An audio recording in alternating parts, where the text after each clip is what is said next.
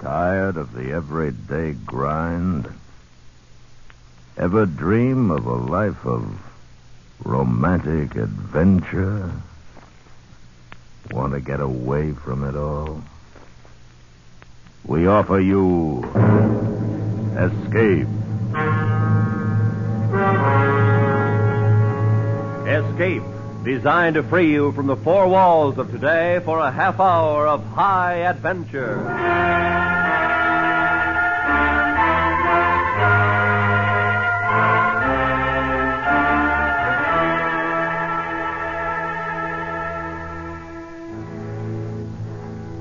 You were 100 miles from your own lines, waiting for the enemy who will lead you to your destination, while the danger to you and your men becomes more acute.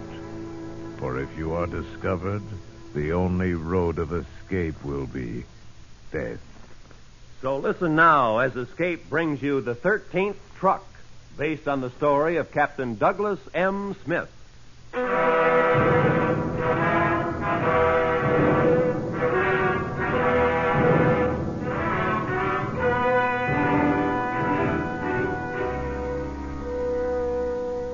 Some of the men called it a joyride.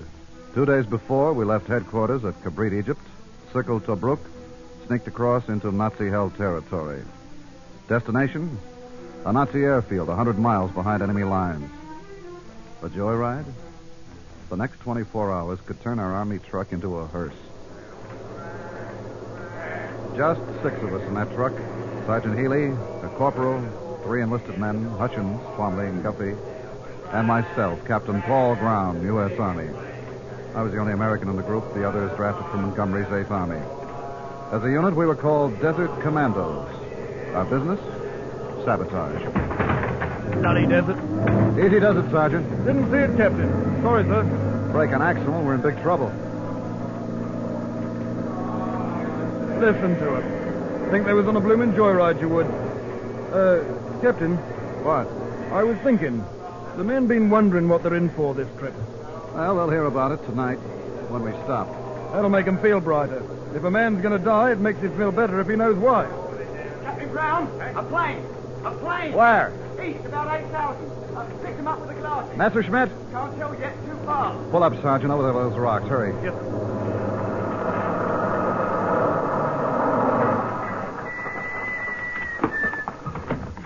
Get the truck covered, men, and try not to raise any dust.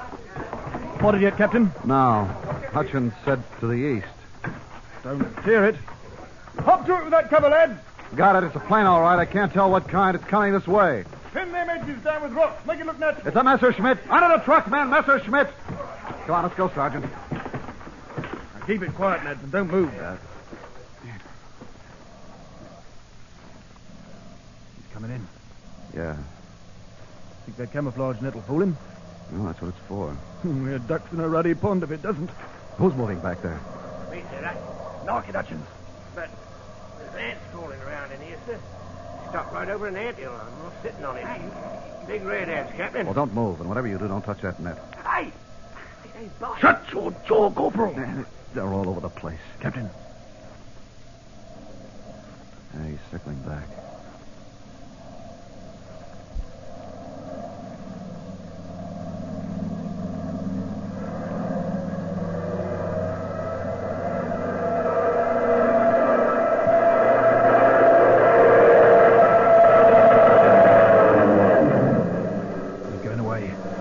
Maybe.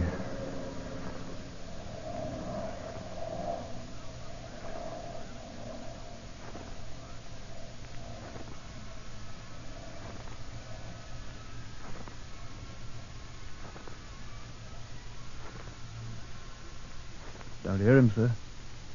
Yeah, well, I'll check.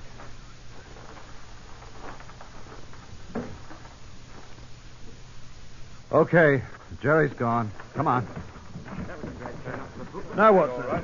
Well, get that net loaded and let's get moving. We can put in another 50 miles before dark. At this rate, I guess we'll be driving right into Rummel's front yard, sir. Sergeant Healy scratched at an ant under his shirt, then turned and hustled the men into the truck, and we were on our way again.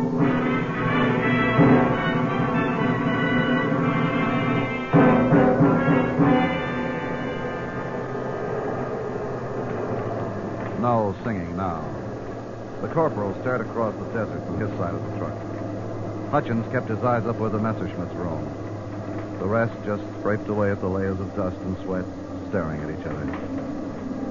We covered 20 miles, 30, zigzagging deeper into Nazi territory. Just before dark, we parked in some low-lying hills above the coast highway, Rommel's main artery of communication and supply to the front lines. It was time to tell the men what they were in for. Settle down, lad. Captain Brown has a word for you.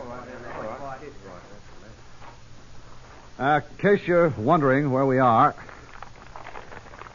we're right here. Oh, blimey, right down Jerry's throat. Yes, just about. Intelligence reports say the Germans have established a hidden airfield somewhere in this area, right here. Just off the coast highway. How do they know that, sir? Well, Nazi supply trucks have been spotted leaving the coast highway, taking a camel trail up into the hills. Right here. Now, they're supplying something up there. Headquarters is certain it's a hidden airfield. Oh, that explains all them fighter planes in the forward area. You're right. Well, then, as I see it, sir, we're to find that hidden airfield, sir. Find it, Corporal, and destroy it. Destroy it, sir? How? Go in and dynamite. Where do we get the dynamite? We've got it, Corporal. You've been sitting on it for the last couple of days. You mean them boxes in the truck? Our dynamite. Hey, just the six of us are going to blow up this airfield? By ourselves, sir? That's a job, Hutchins. It keeps getting tougher all the time. What's that, Twombly? Nothing, Sarge. Captain, say we find the field. How do we get close enough to use the dynamite? Well, close won't do, Sergeant. You mean we're going right into the ruddy place, sir? That's right, Corporal. That's where we can do the most damage. One more question, sir. How do we get inside the airfield? We drive in. Drive in? Oh, I could just see them Nazis letting us drive into their airfield with a truckload of explosives. Now, as soon as it's dark, we move on to that next hill up ahead. From there, we watch that camel road that comes up from the coast highway. We'll rest up there all day tomorrow. Then tomorrow night, after dark, we'll leave a sentinel at the top of the hill. That'll be you, Hutchins. Yes, sir. Then we'll move the truck down and park at a sharp curve within 20 yards of the camel road and wait. Wait for what, sir? For you to spot a German supply convoy on its way up to the camel road. You're to wait and count exactly the number of trucks in the convoy and the distance separating them. Yes, sir. Now, when you've got that information, you come back and report. Then we wait until the Jerry convoy comes around the curve. We let all but the last truck pass by, and before this last truck comes in sight, around the curve, we'll cut into the road and fall in line. You get the picture now, Corporal? Yes, sir, only, well, why don't we fall in at the end of the convoy? Oh, come off it, Corb. And have them Jerrys in the last truck get suspicious when another truck comes up behind them? I'm paid to fight, not to think, Sarge. All right, Corp. Then for once you'll have a chance to earn your pay.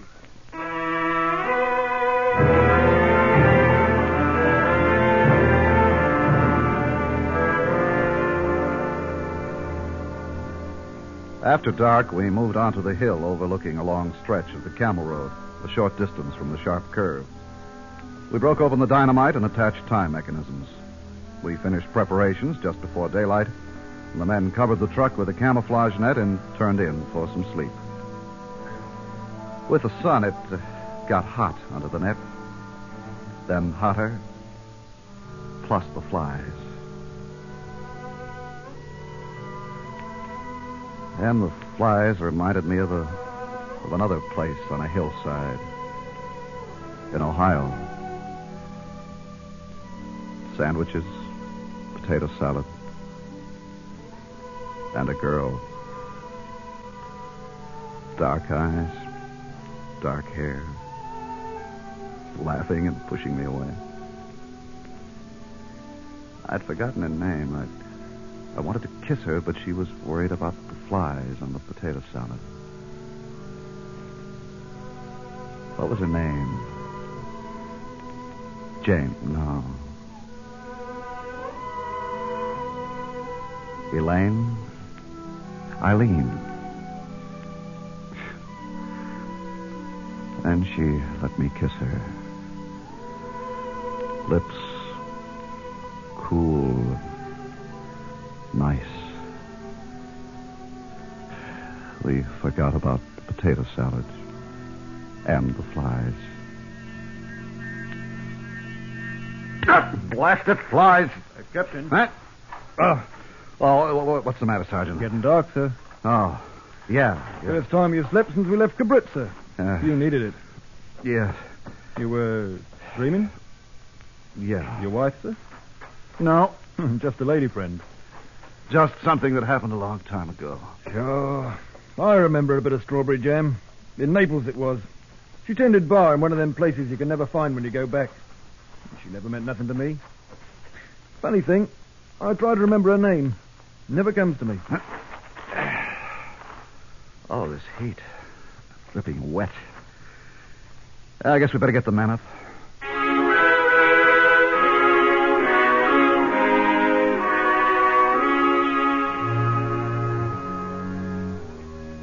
In a few minutes, the men were up on the truck with packs of dynamite on their backs.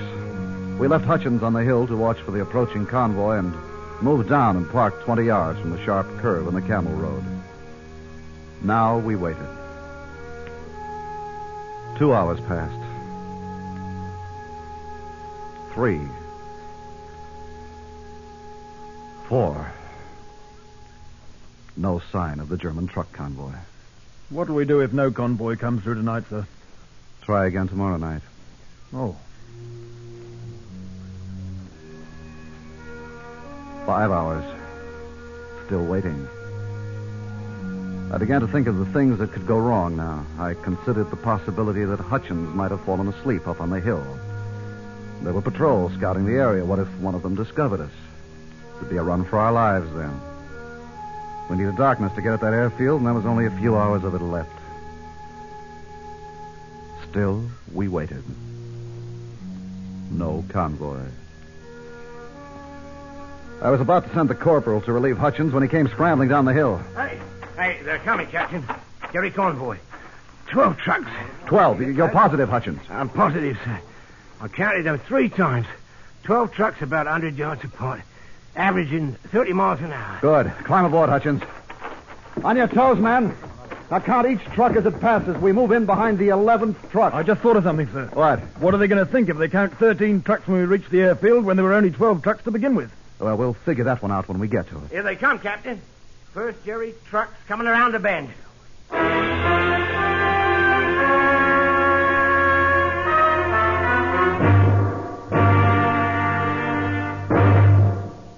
We will return to Escape in just a moment. But first, CBS Radio wishes to call your attention to a new 5-a-week daytime show on many of these same stations under the expert guidance of Jack Sterling. This new show asks members of the panel to make up your mind over problems with a psychological twist. The first week's guest list on Make Up Your Mind included Ilka Chase, Wendy Berry, Deems Taylor, Earl Wilson, and Vic Marcillo, former manager of Jersey Joe Walcott. And now, back to Escape.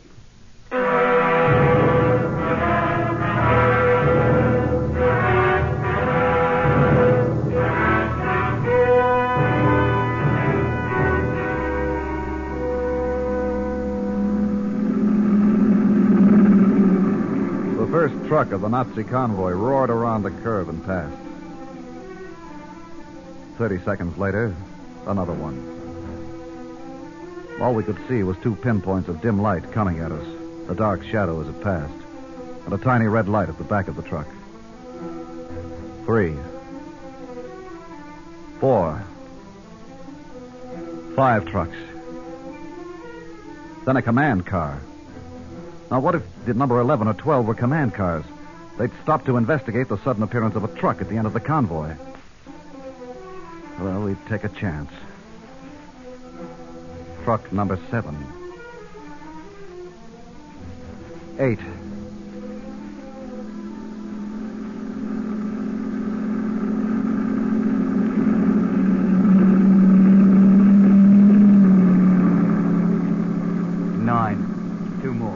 Start your engine, Sergeant. Yes, sir.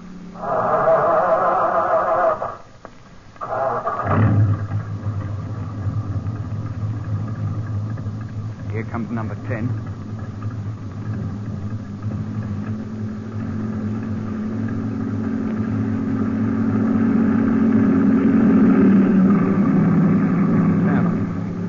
We pull out behind the next truck, Sergeant.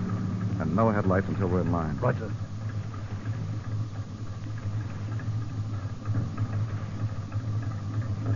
Here it comes.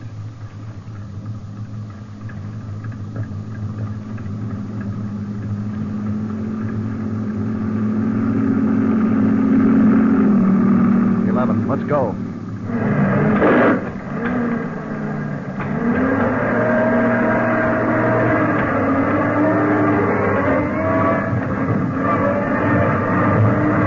We're in line now. Your lights On. Truck number 12 just came around the curve. About 50 yards back. a little faster, Sergeant. Number 12 is dropping back now. Good. Only that's number 13 back there, Corporal. We're number 12 now. Now keep your eyes peeled for that airfield. We'll have to do something about the extra truck in this convoy before we get there. In the meantime, sit tight and enjoy the ride. What did you say, Twombly? Nothing at all, Sarge. All right. Settle back, boys, and enjoy the ride. Enjoy the blooming ride. With all them jerrys in front and behind us. I'll enjoy the ruddy side more on the return trip, I can tell you. Trouble with you, Hutchins, you're a stinking pessimist. Oh. Serve you ruddy well right if we're all blown to blazes.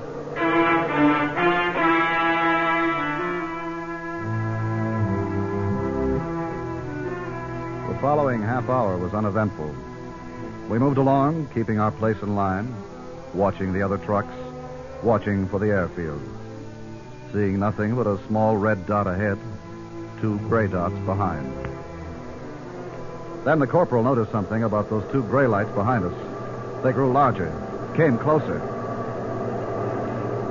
Captain, the rear truck is moving up on us. I think they want us to stop. What for? How should I know? What'll we do, sir? Pull up. Right.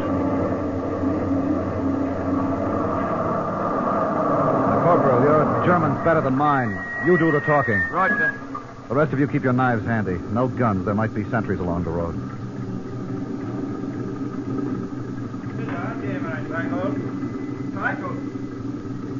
They want a match. Neither of our boys have one.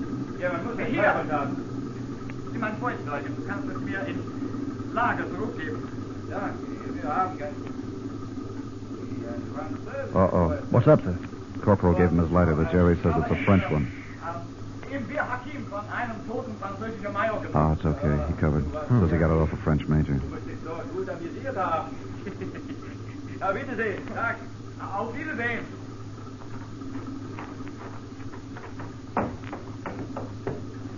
All clear. Good work, Corporal. Okay, let's go.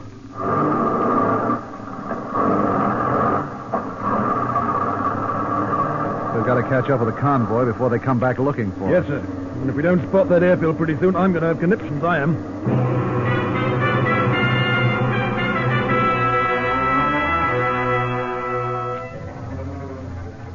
We caught up and took our place again. We were bound to reach the Nazi airfield soon, so I gave the men their final instructions. There was still 1 truck too many in the convoy that had to be taken care of. Then we topped a height and spotted a cluster of pinpoint lights up ahead. This had to be the hidden Nazi airfield. I gave the sergeant the order to swerve the truck across the road, blocking it.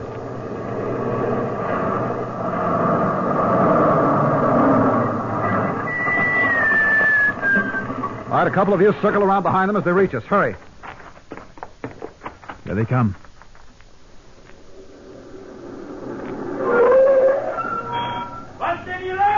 Motor trouble, Corporal. Right, sir. Die Motor ist zusammengebrochen, Kamerad. Brauchen Sie Hilfe? Ja.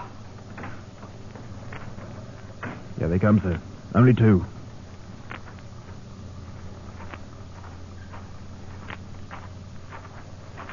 Now! Was los hier?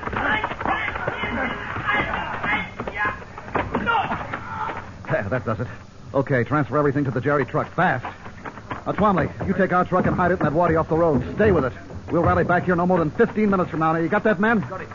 And, Twombly, this is an order. Wait here for 15 minutes, then start back to the base, even if you have to go back alone. Yes, sir.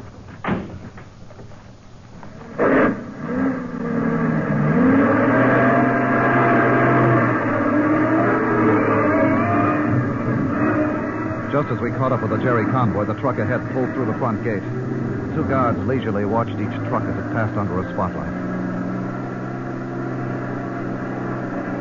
We moved up, slowly, in our proper position. We reached the gate. The guards didn't move. Then we were through the gate. And inside, we'd made it. The other trucks parked about 100 yards further on. We pulled up at the end of the line and we got out, stalling as much as possible. The light over the front gate went out. The other drivers were gone now. It was quiet and dark. Come on. Quiet.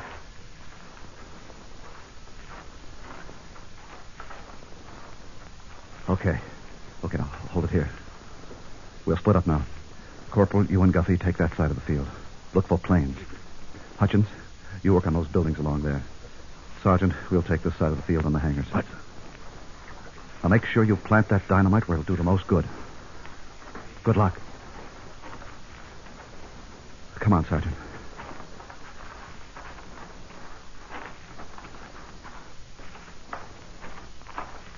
There's the bunker, Captain. In here. Captain, look. Yeah, 3 planes, all fighters. There must be at least half a dozen bunkers along this side of the field, with planes in all of them. We've hit the jackpot, Captain. Yeah, now, you start at the other end, Sergeant. Work your way back. I'll meet you here in 3 minutes. Right, sir. I found 3 bunkers, planes in each of them. A squat structure with a sign out front, Achtung, explosives. I poked 2 loads under that one. Then a warehouse, a bulldozer, trucks, cars, and 3 barracks buildings. From somewhere in the pitch black, I could hear voices laughing and talking. Then I was back at the first bunker, and the sergeant moved out of the dark. He was smiling. Planes in all them bunkers, and I got a fuel reservoir while I was at it, sir. Good. Let's get out of here. Hi! We've been spotted.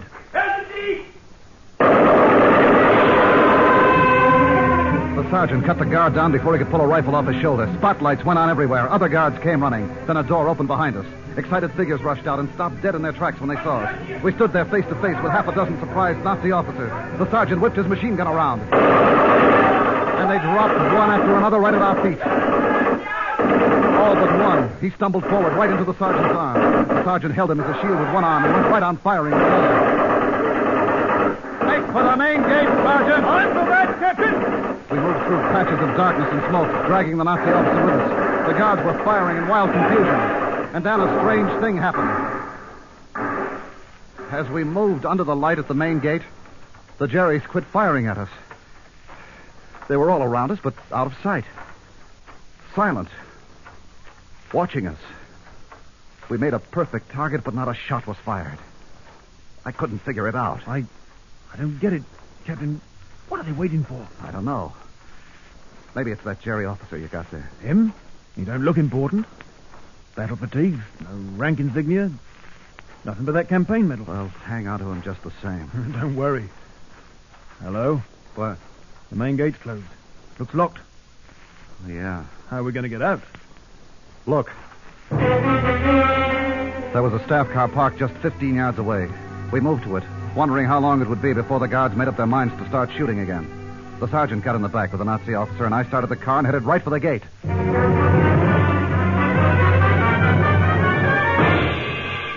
And then we were through. Let's get away from this bloody place. Them explosives is going off any second now. See if any of them pull out after us. I don't think so. Not yet. Well, the waddy should be up around that bend in the road. Wonder how many of the men made it back. We'll soon find out. Right, there she goes. The sky turned white, then red as the shockwave crashed against us. The car swerved from side to side. Shells from the ammo dump screamed in at us from every direction, tearing the landscape open everywhere. I could hardly hold the car on the road and moving. Finally, the road curved around a hill, offering some protection from the bombardment of the explosion. Oh, did we do all that, sir? Looks like it. That was meant for you, Fitz. Hey, come back here, you! What's wrong? He's trying to jump! My gun! Hold it! No! He got away! Pull up! I'm going after him! Now it's too dark. Never find him now anyway. Lost!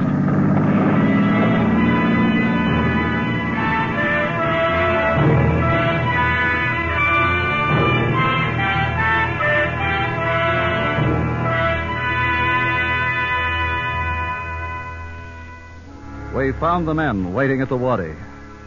They piled into the Nazi staff car, and there were 6 of us again. Yep, all 6. Operation completed, and we didn't lose a man. We still had a long, hazardous drive back to our lines, but it was different now. It was going home.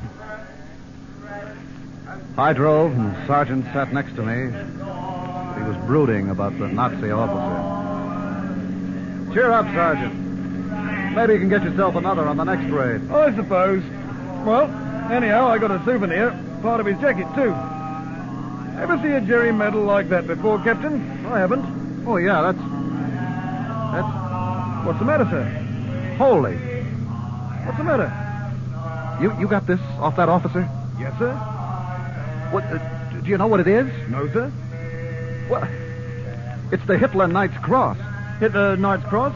Yeah, the Fuhrer's personal medal. There's only 3 that he's ever given out. Oh, sir? 3. Goering got 1. 1 for von Rundstedt. What about the other? Rommel. Take your pick, Sergeant. Which one of them did we have?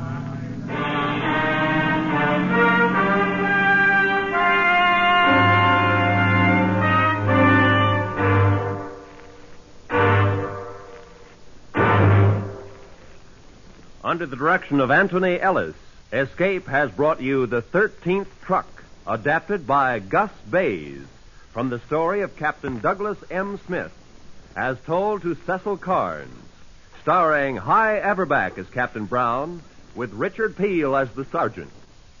Featured in the cast were Alistair Duncan, Charlie Lung, Alec Harford, and Jack Crucian. The special music for Escape was composed and conducted by Leith Stevens. Next week. You are the subject of an experiment. An experiment to make you the most powerful man on earth. While if it succeeds, from that moment on, you will be forever locked in a world from which there can be no escape. So listen next week, when Escape will bring you Irving Reese's extraordinary story, The Man from Tomorrow.